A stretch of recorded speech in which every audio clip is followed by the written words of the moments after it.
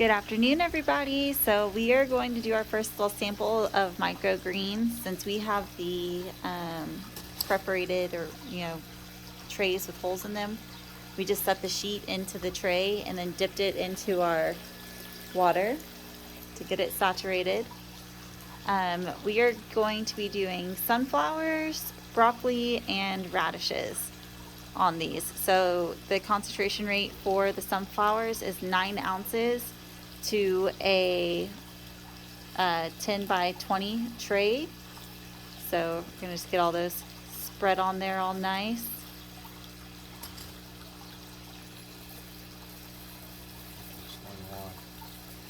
So the whole point of getting these on here for so many of them, so 9 ounces to the tray on this one, is because you're basically way overseeding the tray. So it's where you would normally put them, a few inches or feet apart in a garden. But on the tray, the point is to have them packed very densely. And because all you're going to be harvesting on a microgreen is basically the first set of leaves. So as soon as it starts to get leaves, that first set of leaves is when they're ready to harvest. And they are super nutrient dense. They have about 40% more nutrients and vitamins and all the good things in a microgreen than your fully grown mature plant. So that's kind of part of the whole hype behind the microgreens. It's all of the nutrients in them.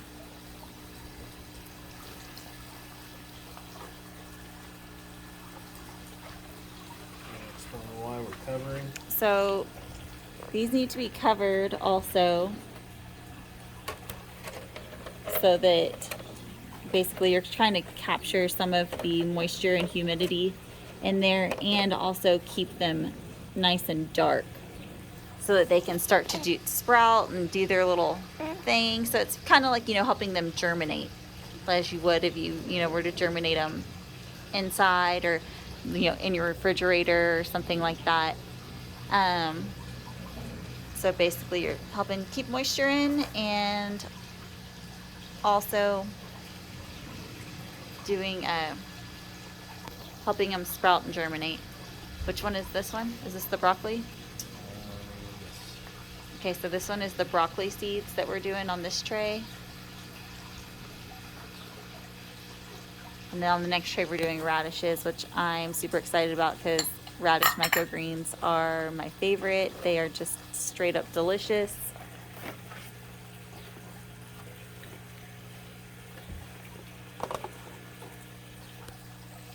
So you can see our table here is starting to flood.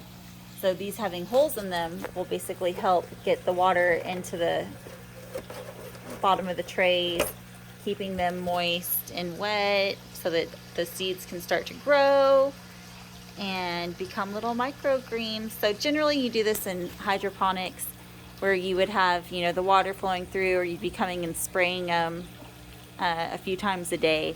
We're basically going to let the table do the work for us and hopefully see how it works. Like I said, we're just doing these 3 trays as kind of a little bit of an experiment.